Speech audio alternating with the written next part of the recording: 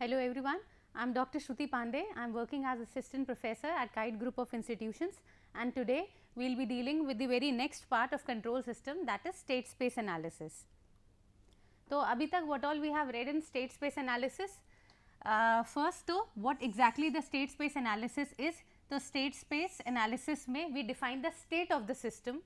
Second is कि when already there was transfer function which was used to determine the state or the properties of linear time invariant system, then exactly what was the need of state space analysis.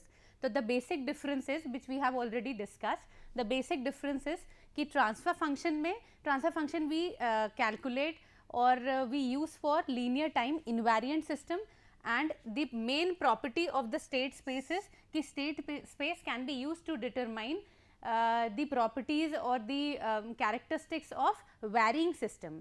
ठीक है, तो transfer function it was mainly used for linear time in varying system. In varying is कि जो system time के साथ लगातार vary नहीं कर रहा है, स्टैटिक सिस्टम्स हैं, ये हैं लीनियर टाइम इनवेरिएंट सिस्टम्स, और जो भी सिस्टम टाइम के साथ वैरी कर रहा है that is linear time variant system. इसके लिए बेसिकली हम स्टेट स्पेस डिफाइन करते हैं, क्योंकि कोई भी सिस्टम है उसमें हम लगातार इनपुट दे रहे हैं and we are getting output, हर बार इनपुट हर बार आउटपुट.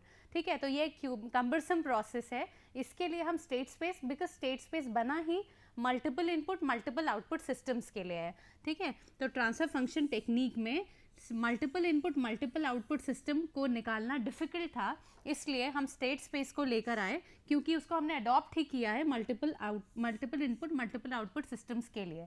ठीक है, तो this all we have read in previous classes. एक लाइन में डेफिनेशन देख लेते हैं. The state of the dynamic system is the smallest set of variables. क्योंकि हम लोग ने ये बात की कि हम स्टेट स्पेस एनालिसिस में कुछ सेट ऑफ वेरिएबल्स को यूज़ करते हैं. So the state of dynamic system is the smallest set of variables such that the knowledge of these variables at the time t is equals to t0, यानी किसी भी एक particular instant पे, together with the knowledge of the input. ठीक है, variables को की knowledge रखनी है t is equals to t0 time पर, और इनपुट की नॉलेज होनी चाहिए कंप्लीटली. अगर ये दोनों चीज़ें हमें पता है तो it completely determines the behaviour of the system for any time t greater than equal to 0. ठीक है, t is equals to t0 पे वेरिएबल्स की का वो पता है, और अगर इनपुट पता है तो इन दोनों की हेल्प से किसी भी t greater than t is equals to 0 t0 time पे उस सिस्टम की क्या प्रॉपर्टी है या वो कैसे बिहेव कर रहा है या उसका स्टेट हम डिफाइन कर सकते हैं. तो वो सेट ऑफ वेरिएबल्स जिनकी मदद से हम ये कर पा रहे हैं, दो set of variables are known as state variables.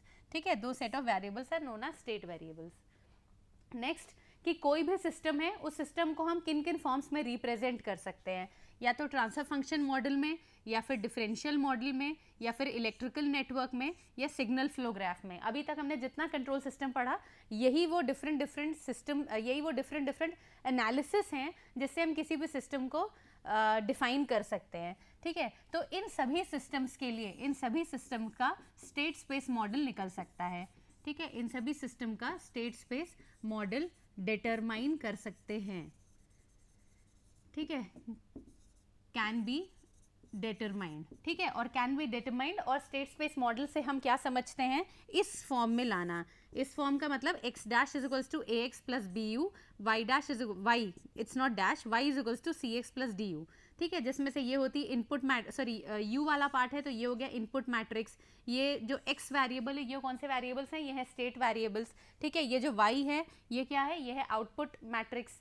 ठीक है, next is state space model for differential equation. तो इसमें जो दो इंपॉर्टेंट पार्ट है, एक है ट्रांसफर फंक्शन मॉडल और दूसरा है डिफरेंशियल मॉडल. क्योंकि हम अभी तक जनरली इन दोनों को ही यूज़ करते आ रहे हैं, तो ये दोनों इंपॉर्टेंट है, ट्रांसफर फंक्शन और डिफरेंशियल मॉडल. तो सबसे पहले देख लेते हैं डिफरेंशियल इक्वेशन मॉडल. ठीक है, तो मान लेते हैं ये भी पिछली क्लास में एक क्विक वो ले लिया था हमने, इसे एक बार और देख लेते हैं कि डिफरेंशियल इक्वेशन इस तरीके से दी हुई हैं. ठीक है, होमोजेनस नॉन होमोजेनस अलग बात है.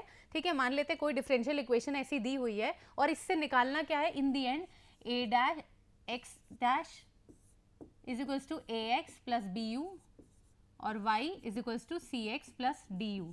ठीक है, ये फाइंड करना है. क्यों, क्योंकि कोई भी सिस्टम है, कोई भी सिस्टम है उसको एनालाइज करने के लिए मैथमेटिकल इक्वेशन, हम मैथमेटिक्स पार्ट क्यों पढ़ रहे हैं, डिफरेंशियल इक्वेशंस क्यों पढ़ रहे हैं. अगर कोई भी सिस्टम है, उस सिस्टम को मैथमेटिकल इक्वेशंस की हेल्प से अगर एनालाइज कर रहे हैं तो डिफरेंशियल इक्वेशन यूज़ करते हैं। अगर डिफरेंशियल इक्वेशन दी है किसी सिस्टम की और उस सिस्टम को हमें स्टेट स्पेस मॉडल में निकालना है तो क्या करते हैं, this is the purpose we are studying all these things.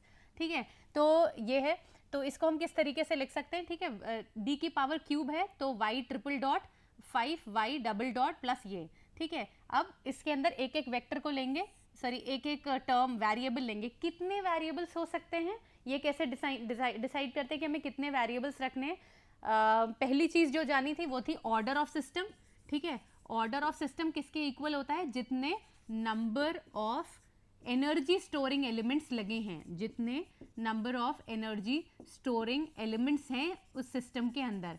Number of energy storing elements मतलब या तो इंडक्टर हो जो मैग्नेटिक फॉर्म में, मैग्नेटिक फील्ड फॉर्म में अपने अंदर स्टोर कर रहा है, और या फिर कैपेसिटर हो जो कि चार्ज फॉर्म में अपने अंदर स्टोरेज कर रहा है, ठीक है। तो ऑर्डर ऑफ सिस्टम क्या होता है, number of energy storing elements which is also equal to number of variables. क्योंकि स्टेट स्पेस पढ़ने से पहले हमने क्या देखा था कि कोई भी सिस्टम अगर है, उस सिस्टम के अंदर नंबर ऑफ वेरिएबल्स कितने होने चाहिए, स्टेट वेरिएबल्स हम कितने सिलेक्ट या चूज करेंगे, दैट विल डिपेंड अपॉन कि how many number of energy storing elements are there, ठीक है। तो ये दोनों चीज़ें हमें पहले से पता हैं।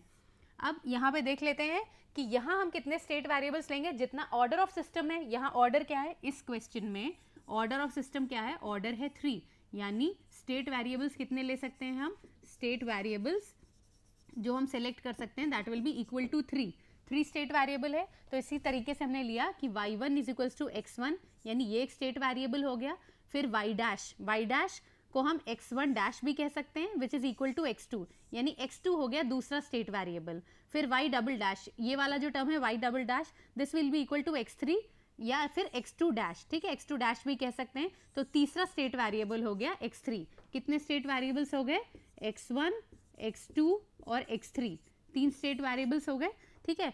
और चौथा हमने यहाँ पे x4 क्यों नहीं लिया, जब y डैश ले रहे थे तो x1 का डैश यानी x2, y डबल डैश ले रहे थे तो x2 का डैश यानी x3, लेकिन जब y ट्रिपल डैश ले रहे हैं तो हम x4 क्यों नहीं ले रहे हैं, x3 is equal to x4 ये क्यों नहीं ले रहे हैं, ये इसलिए नहीं ले रहे हैं क्योंकि किसी इस सिस्टम के अंदर ऑर्डर ऑफ सिस्टम क्या है 3 और स्टेट वेरिएबल्स भी होंगे 3, ठीक है, इस वजह से नहीं ले रहे हैं। तो यहाँ पे 3 स्टेट वेरिएबल्स हैं x1, x2, x3, ठीक है।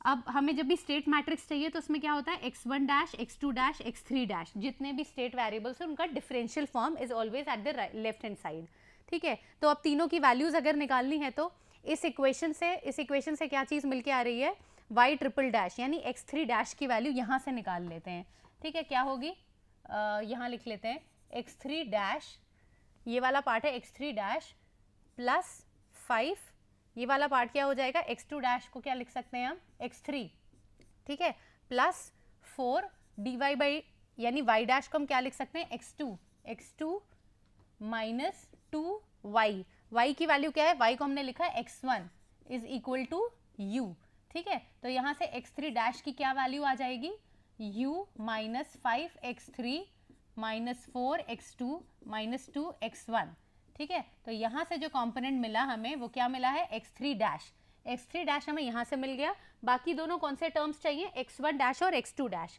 तो x1 डैश और x2 डैश के लिए क्या करना है, x1 डैश की वैल्यू ऑलरेडी दे रखी है x2, ठीक है, तो ये यहाँ से निकाल लेंगे x1 डैश, और x2 डैश चाहिए, x2 डैश की वैल्यू दे रखी है x3, तो यानी एक इक्वेशन ये है, एक इक्वेशन ये है और एक इक्वेशन थर्ड ये है, ठीक है। तो इससे हमें x1 डैश, x2 डैश और x3 डैश तीनों मिल गया।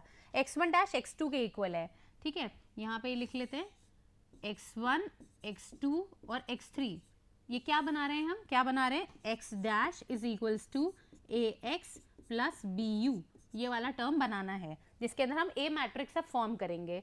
तो x1 डैश की वैल्यू क्या है, x1 डैश यहाँ से ले लेते हैं जिसमें सिर्फ x2 है, यानी x1 का कॉम्पोनेंट इज 0, x2 का कॉम्पोनेंट इज 1 और x3 का कॉम्पोनेंट भी है 0।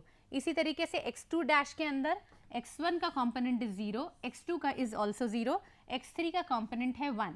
इसी तरीके से x3 डैश क्या है, x3 डैश के अंदर देख लेते हैं x1 का कॉम्पोनेंट क्या है, -2, x2 का कॉम्पोनेंट क्या है, -4 और x3 का कॉम्पोनेंट क्या है, -5, ठीक है, ये हो गया ये। फिर वापस आई u की बारी, ठीक है, bu।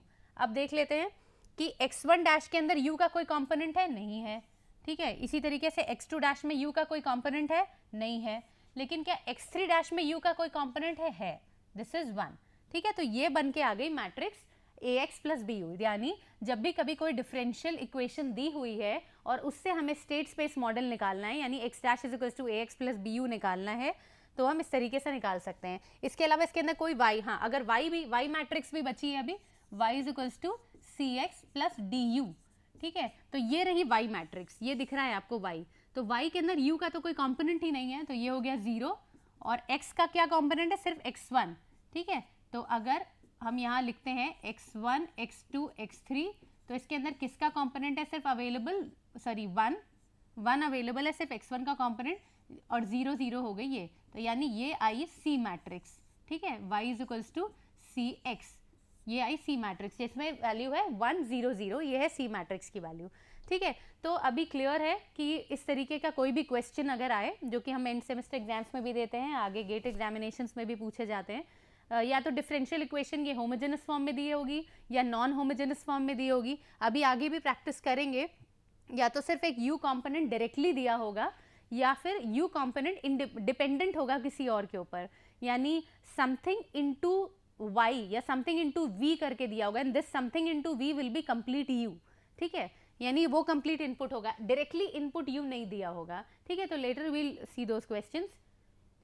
नेक्स्ट है state space model for transfer function model, state model for transfer function model. अभी तक हमने क्या देखा कि अगर कोई डिफरेंशियल इक्वेशन दे रखी है और डिफरेंशियल इक्वेशन से हमें ये निकालना है स्टेट स्पेस मॉडल, तो क्या करते हैं, अगर कोई ट्रांसफर फंक्शन दे रखा है, ठीक है, y बाई एक्स दे रखा है अगर, तो हम स्टेट मॉडल कैसे, यानी गिवन है ट्रांसफर फंक्शन मॉडल, और टू फाइंड निकालना है स्टेट स्पेस मॉडल, ठीक है। तो हम क्या करते हैं, देखिए, तो अगर ट्रांसफर फंक्शन दिया हुआ है ये, तो ये क्या दी हुई है वैल्यू, ys अपॉन us, यानी आउटपुट अपॉन इनपुट दिया हुआ है 2s plus 1 whole upon 3s square plus 2s plus 1, ठीक है। तो ये ys अपॉन us को दो पार्ट्स में डिवाइड कर सकते हैं, ठीक है, जिसको लिखा है ys, दोनों को xs से मल्टीप्लाई और डिवाइड कर दें इनटू xs बाई us, ठीक है।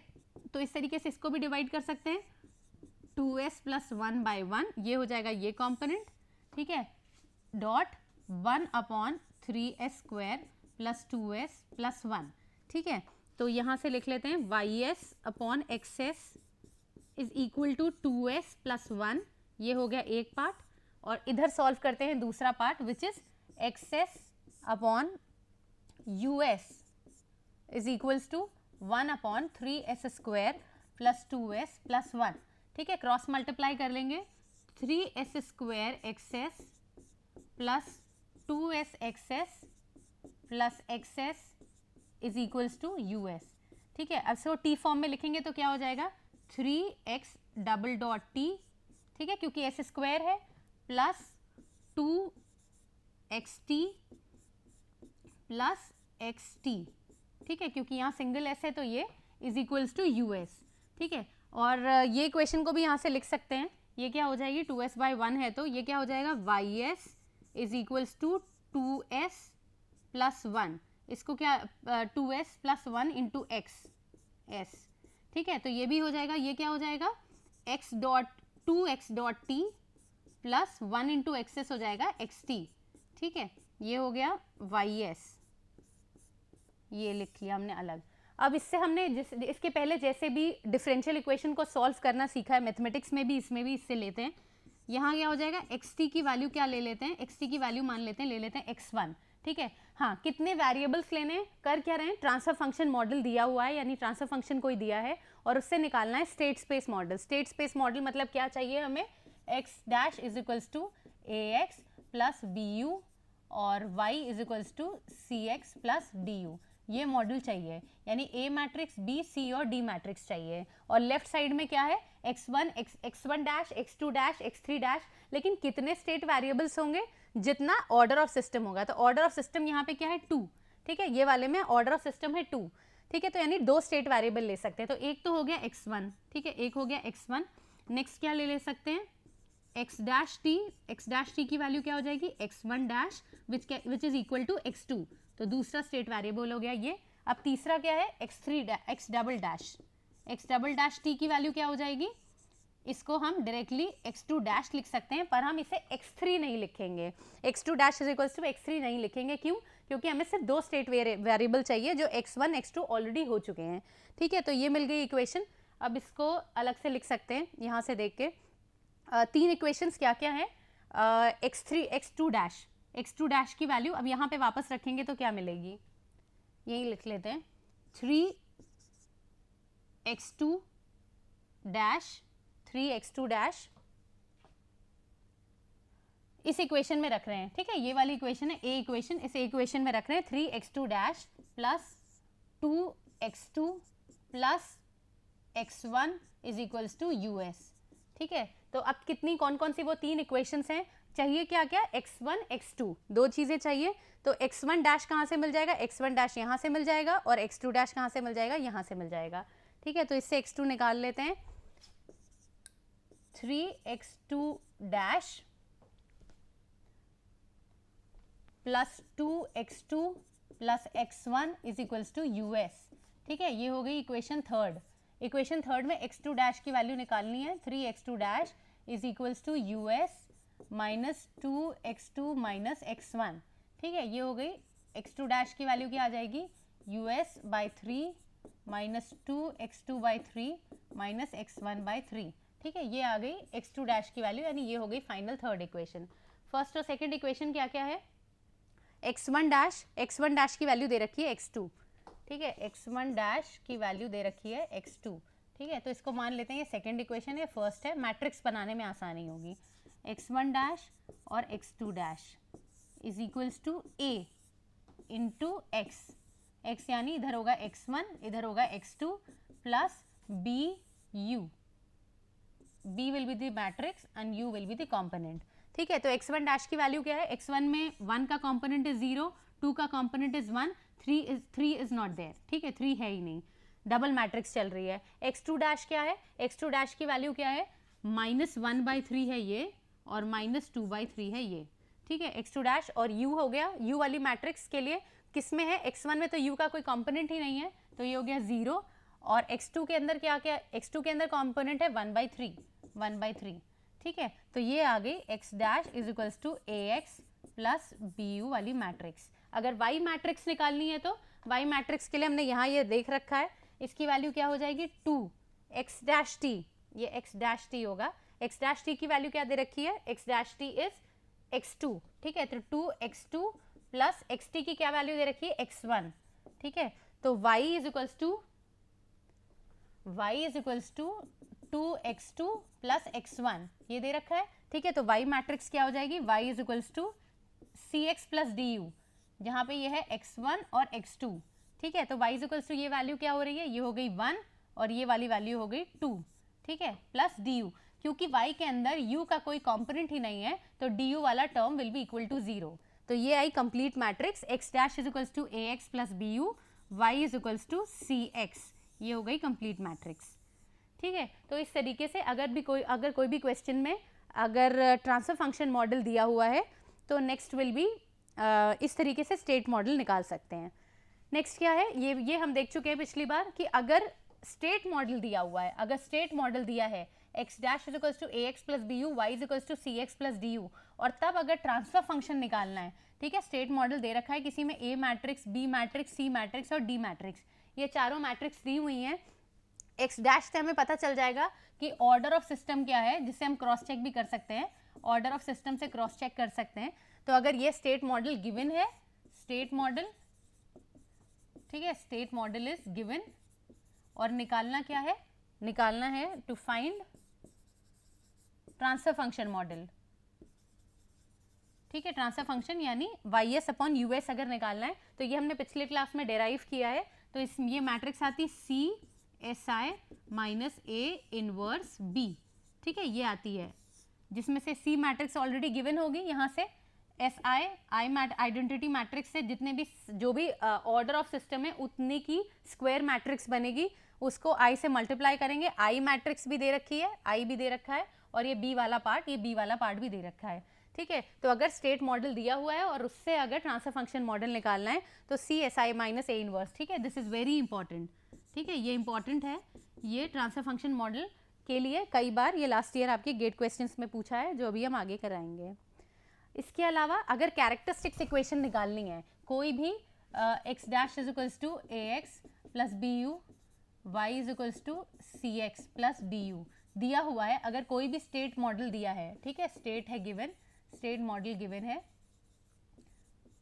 ठीक है, और पोल्स ऑफ सिस्टम पूछ रहे हैं, ठीक है, पोल्स ऑफ सिस्टम पूछ रहे हैं या फिर कैरेक्टरिस्टिक्स इक्वेशन, ठीक है, क्या क्या निकालने के लिए पोल्स ऑफ सिस्टम या तो पूछ रहे हैं या फिर कैरेक्टरिस्टिक्स इक्वेशन, क्योंकि कैरेक्टरिस्टिक्स इक्वेशन से या पोल्स निकाल सकते हैं न्यूमरेटर अपॉन डिनोमिनेटर में ys अपॉन us, ठीक है, ये अगर क्लोज लूप सिस्टम है और ये कुछ भी न्यूमरेटर अपॉन डिनोमिनेटर दिया है तो जो डिनोमिनेटर वाला पार्ट होता है वही होता है कैरेक्टरिस्टिक्स, उसी से हम कैरेक्टरिस्टिक्स इक्वेशन निकालते हैं और उसी कैरेक्टरिस्टिक इक्वेशन से पोल्स ऑफ सिस्टम निकल के आते हैं, ठीक है। तो इसलिए अगर कोई भी स्टेट मॉडल दिया हुआ है और कैरेक्टरिस्टिक्स इक्वेशन यानी पोल्स निकालने हैं तो SI minus determinant of SI minus a equal to 0 से निकल के आएंगे पोल्स या फिर कैरेक्टरिस्टिक्स इक्वेशन, ठीक है। नेक्स्ट इज कि अगर ये छोटे छोटे क्वेश्चंस हैं जो आप लोग को गेट में पूछे जाते हैं, इंपॉर्टेंट हैं, तो इसलिए एक एक लाइन में करा दे रहे हैं, जो भी क्वेश्चंस होंगे वो भी आगे लेंगे, ठीक है। नेक्स्ट है eigen values of the system matrix A, ये जो ए मैट्रिक्स है यानी ये वाली जो ए मैट्रिक्स है, इस मैट्रिक्स की जो भी आइगन वैल्यूज निकल के आती हैं वो भी होता है poles of the system transfer function, ठीक है। यानी अगर खाली ए मैट्रिक्स दी हुई है और तब पोल्स ऑफ ट्रांसफर फंक्शन निकालना है या क्लोज लूप सिस्टम के पोल्स निकालने हैं तो उसके लिए क्या करेंगे, आइगन वैल्यूज निकाल के वो ही होंगी पोल्स ऑफ द सिस्टम, ठीक है। नेक्स्ट है स्टेट ट्रांजिशन मैट्रिक्स, ये भी एक डायरेक्ट पूछा जाता है, ये तीनों पॉइंट्स को याद रखना है। एक ये याद रखना है कि poles of system direct state model से कैसे निकाल सकते हैं, आइगन वैल्यूज से पोल्स कैसे निकाल सकते हैं ए मैट्रिक्स की, और तीसरा जो पार्ट इंपॉर्टेंट याद रखना है that is state transition matrix. तो स्टेट ट्रांजिशन मैट्रिक्स में क्या है कि अगर कोई भी होमोजेनस सोल्यूशन लेकर चलते हैं, homogeneous equation is x dash is equals to ax plus bu, homogeneous equation है तो ये u वाला part will be equal to 0, तो क्या बचेगा x dash is equals to ax, ठीक है। अगर इसका लाप्लास लिया जाए, इस x डैश का अगर लाप्लास लेंगे तो क्या आएगा, ये लिखा है यहाँ पे sx माइनस x0, ठीक है। अगर इनिशियल कंडीशन ले रहे हैं ये ax क्या हो जाएगा, a ऑफ xs, ठीक है, ये दोनों को इधर लेकर आइए, minus a of xs is equals to x0, ये पार्ट में xs कॉमन हो जाएगा तो अंदर क्या आएगा s minus a is equals to x0, तो अगर xs निकालना है तो क्या होगा, xs is equals to si minus a inverse, क्योंकि ये डिनोमिनेटर में आएगा si माइनस a इनवर्स, क्योंकि ये आइडेंटिटी मैट्रिक्स के साथ ही मल्टीप्लाई होगा x0, ठीक है। तो जो ये si माइनस a इनवर्स वाला पार्ट है इसको हम लिख सकते हैं e to the power at, यानी e to the power at, इसको हम लिख सकते हैं si माइनस a इनवर्स, और यही होता है state transition matrix, state transition matrix, ठीक है। ये भी डायरेक्टली बहुत पूछा जाता है, स्टेट ट्रांजिशन मैट्रिक्स निकालना है किसी सिस्टम का, तो अगर ये तो मैंने डिराइव करके बताया कि वो होमोजेनस इक्वेशन में कैसे निकल के आता है, लेकिन अगर ये पूरा प्रोसेस के अलावा भी जो याद रखना है दैट इज कि si minus a inverse is known as state transition matrix, और अगर कोई भी मॉडल दिया हुआ है x dash is equals to ax plus bu, तो ये a वाले मैट्रिक्स से e to the power at से कैसे निकल के आएगा स्टेट ट्रांजिशन मैट्रिक्स, ठीक है। This is the point to be remembered, ठीक है। Next is controllability and observability, ठीक है, ये एक नया और इंपॉर्टेंट टॉपिक है which will be the last topic of state space analysis.